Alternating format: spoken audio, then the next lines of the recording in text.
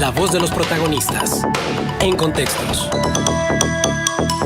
Pues agradecemos muchísimo la presencia de nuestros invitados, de Ana Sofía Porras, que está al frente de PC 29 Laguna, a Jorge Espejel, periodista, para platicar sobre el estudio satélite político, un trabajo que mide el desempeño cuantitativo de los diputados del Congreso de Coahuila. Bueno, el desempeño cuantitativo en función de asistencias legislativas y demás, se está metiendo también a medir cualitativamente el trabajo de los diputados, Sofía. No, bueno, buenos días. Lo que pasa es que aquí es un trabajo puramente cuantitativo, o sea, son números nada más, que quede muy claro. Son bajo 5 indicadores, que es asistencias al pleno, asistencias a las comisiones, puntos de acuerdo, iniciativas y decretos.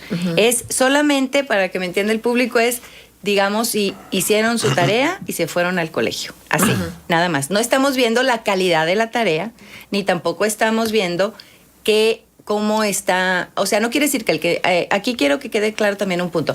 No quiere decir que el que haga más tarea la haga bien. O sea, es igual en esto. No el que hizo más iniciativas es mejor. ¿Por qué? Porque ahorita el Congreso está funcionando de una manera muy particular. O sea, todas las iniciativas que vienen de tipo financieras se bloquean. ¿Qué quiero decir con esto? Todo lo que quiere decir deuda, dónde está el dinero, que vengan a comparecer, qué pasó con las pensiones, todo lo que es financiero se bloquea. Entonces, todos los diputados que quedan en esas comisiones, todo lo que sus iniciativas se las están bloqueando. Y no se hacen, por lo tanto, decretos. Entonces, eso no quiere decir que esos diputados que están en esas comisiones financieras estén haciendo mal su trabajo, no porque no tengan decretos, no quiere decir que estén haciendo mal su trabajo. Sí están tratando de hacer una incidencia de que se den cuentas claras. Sin embargo, el Congreso está bloqueando todo eso. Una fracción del Congreso. Exactamente. Sí. Entonces, por eso les estoy aclarando este punto, porque no quiere decir con esto que el que hace más iniciativas es mejor, el que se le van a decretos es mejor, ni tampoco quiere decir que el que hace menos, como quedan estos resultados, son peores. Es que habrá que ver, hay de iniciativas a iniciativas, ¿no? También eso es otra cosa. Hay un montón de iniciativas que consideramos que no son relevantes. Te voy a poner un ejemplo. Hay una iniciativa que es cambiar reuniones secretas por reuniones privadas. Eso es una iniciativa. O sea, entonces, nada más el concepto, o sea, la palabrita. Ya eso es una iniciativa. Entonces, como que dices, también hay muchas que dices, a mi modo de pensar muy particular, pues son muy intrascendentes. Claro, por supuesto. Entonces, ¿ustedes están evaluando persona a persona, diputado a diputado, o lo están evaluando por bancada o por partido? ¿Cómo es? Jorge. La evaluación fue individual y por bancada, las dos. Entonces, analizamos las 5 variables que ya te narró Sofía de los 25 diputados, haciendo ahí la aclaración de que como Samuel Rodríguez tuvo que solicitar licencia y se tuvo que ir y entró en su lugar su suplente, pues entonces tomamos lo de Samuel Rodríguez con lo de su suplente, porque a final de cuentas pues casi no había hecho nada, ¿no? Digo, como aclaración, pues también luego se sacan de onda. Y luego, por ejemplo, este diputado Edgar Sánchez, Edgar Sánchez lo tomamos como independiente, porque él, empezando el año, pues sale de UDC, y él está registrado en la misma página del Congreso como independiente, ya no lo toman en cuenta como parte del grupo parlamentario de UDC. Así de algunos numerillos que sacamos, en 2018 se presentaron 208 iniciativas, de las cuales hasta el momento han sido aprobadas 49. Es decir, es un índice general de aprobación del 23.55%. Entonces, este dato es lo que estuvimos manejando ayer, contrasta un poquito con la aprobación que tiene, por ejemplo, el gobernador. El gobernador tiene una aprobación del 72% de sus iniciativas. Entonces, este mensaje es, pues, ¿quién está legislando, no? ¿El ejecutivo o el legislativo? ¿No? Entonces, ahí hay una parte. Similar a lo que pasó en el sexenio pasado. Con Rubén Moreira el número era un poco más alto. El número era casi rayaba el 90% con Rubén Moreira. Entonces, en su último año. No, en los últimos 3 años de su mandato.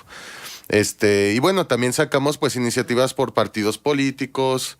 En este caso, el grupo parlamentario que presentó más iniciativas fue el del PAN, pero al grupo parlamentario que se le aprobaron más iniciativas fue el del PRI, ¿no? Esto pues por obvias razones. A ver, pero ¿por qué por obvias razones si tomamos en consideración que por primera vez en la historia el PRI no tiene la mayoría absoluta en la Cámara? Pues no es mayoría absoluta, pero de los 25 diputados, 11 son del PRI, 10 son del PAN, 2 son de UDC, 2 son de Morena, una del PRD y el Independiente. Entonces, entre PAN y PRI hay un diputado de diferencia.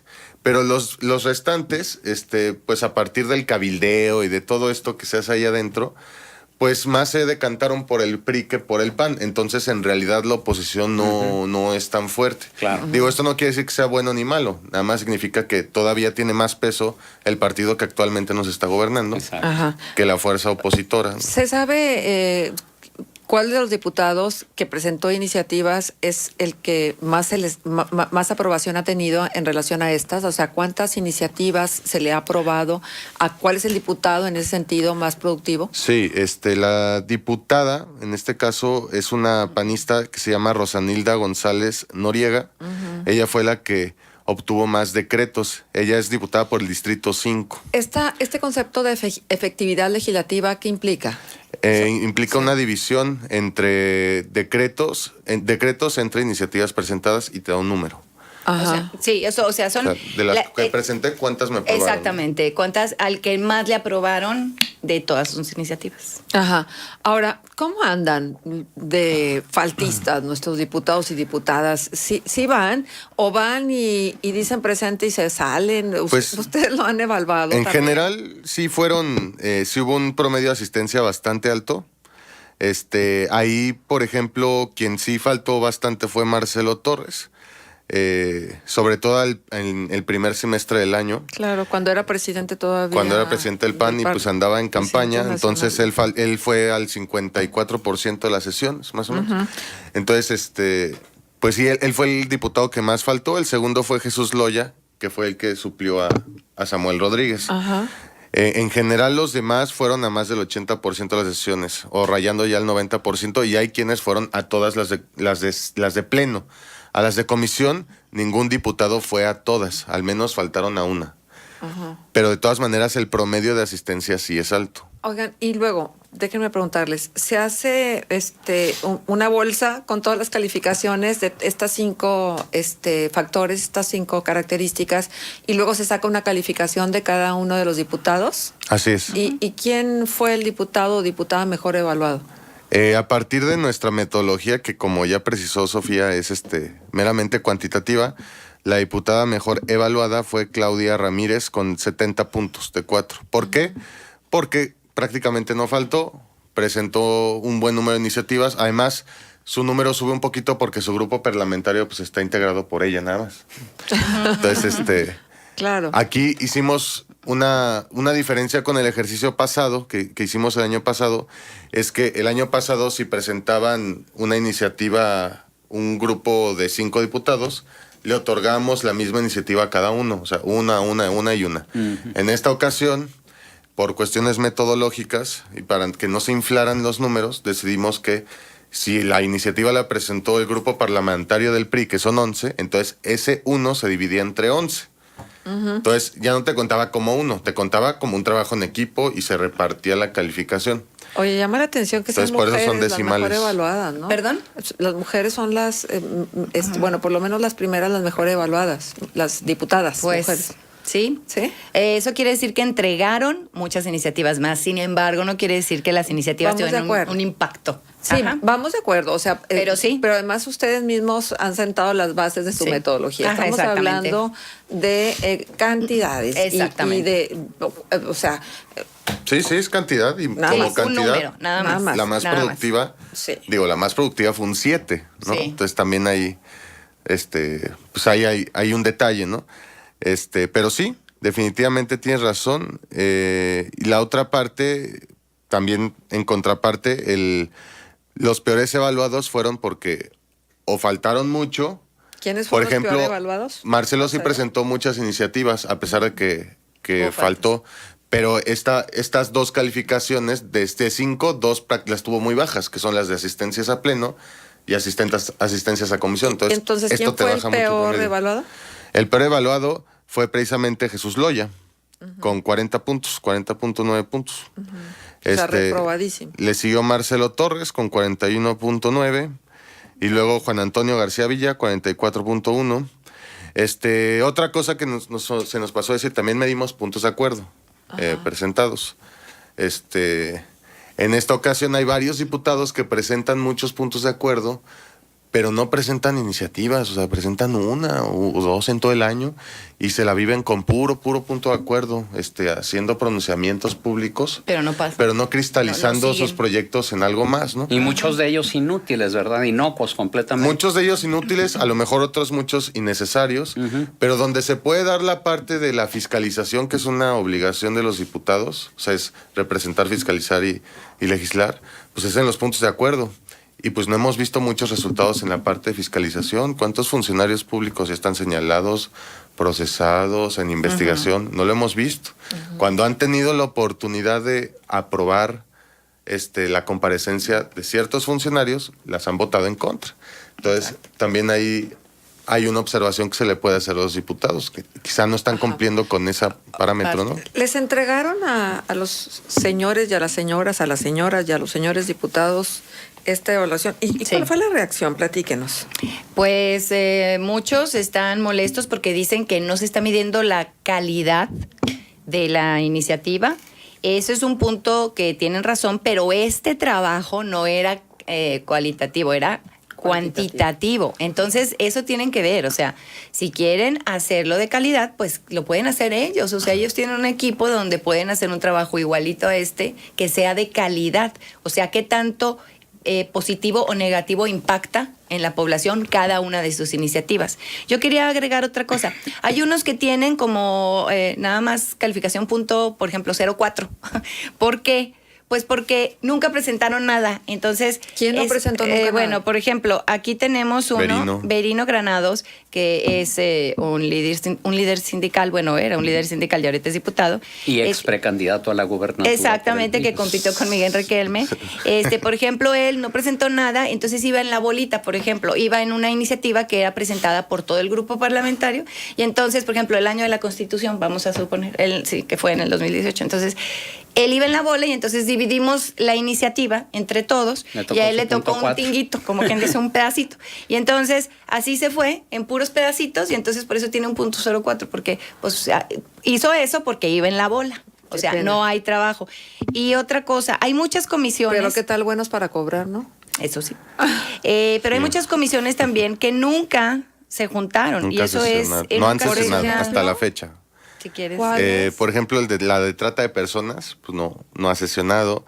La de ¿Quiénes están en esa comisión? La de defensa. Ahorita les paso el dato de quiénes están en esa comisión. Juicio político. Juicio político. Nunca. Pues no, ni creo que vaya a sesionar. Ni vayan a sesionar, ni vayan a hacer nada. Desarrollo rural, un par de sesiones. Deporte y juventud, una. Contra la trata, ninguna. Energía y hidrocarburos, que podría parecer que muchas, pues tampoco ha sesionado. Nunca. Pues sobre todo en un estado como el nuestro. Sí, claro. ¿no? Con que es un algo tema tan polémico. Defensa de los derechos humanos, que es un tema bastante toral en Coahuila.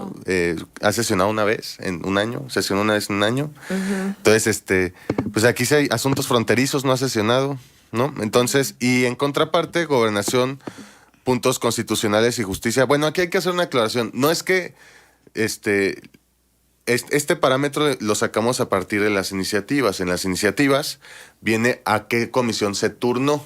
Entonces, es la iniciativa, la comisión que se pone a trabajar a partir de una iniciativa presentada. A partir de ese indicador, determinamos cuáles comisiones están trabajando y cuáles no. La que más está trabajando, obviamente, es gobernación, puntos constitucionales y justicia, que es la que aborda temas políticos y modificaciones a la ley. A la ley, ¿no? Pero la diferencia es muy grande, o sea... Oigan, ¿y de dónde sacaron la metodología? O sea, ¿cuáles fueron los parámetros para establecer esta metodología?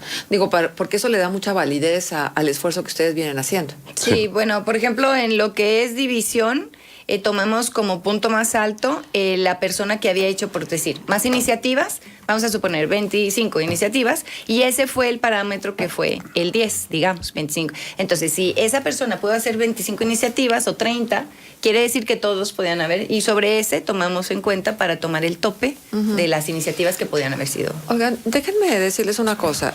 El que nos está escuchando sabe, y que trabaje en alguna empresa, sabe perfectamente bien que día no trabajado, día no pagado. A menos que llegue un justificante médico, a menos de que haya una concesión, pero hay que decirlo, ¿no?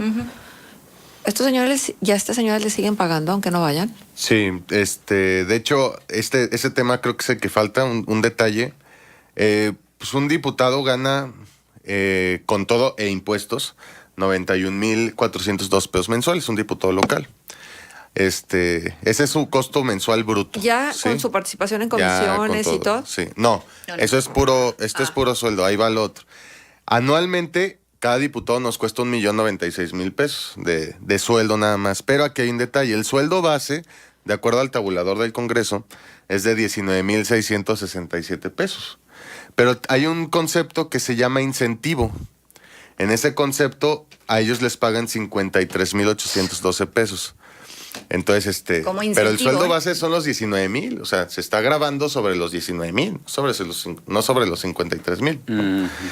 Y pues ya, el impuesto, el ISSSTE, las pensiones, tienen un bono ahí para recreación, cultura y deporte, una prima vacacional mensual de 1,400 pesos, un aguinaldo mensual de 8,400, un monedero, así se llama el concepto, de 1,000 pesos.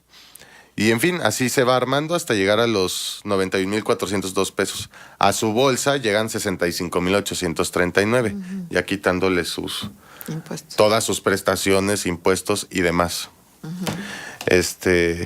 Y la otra parte que nos preguntabas, la verdad ya se me fue el avión.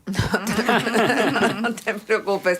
Lo cierto es, o sea, si le restaban parte de su dieta, las faltas, pero no les pagan todito. Esa es la otra La cosa. asistencia, Todavía, digo, con toda la sofisticación y pues el recurso que hay, todavía les toman asistencia con una hojita y una firma. Exactamente, en lugar de poner bien, el dedo. Entonces, también hay... Pues ya el tiempo nos ha ganado. Pues acá nos preguntan que si saben lo que significa el tema de recursos a los municipios. Dice, porque finalmente son los criterios que utilizan para evaluar, lo que me hace pensar que deberían de considerar la importancia relativa del seguimiento que hacen. Bueno, ya lo cualitativo se verá seguramente en otro tipo de estudio. Muchísimas gracias por estar con nosotros. Gracias por invitarnos. Gracias, Sofi. Gracias, Jorge, por esta información tan valiosa.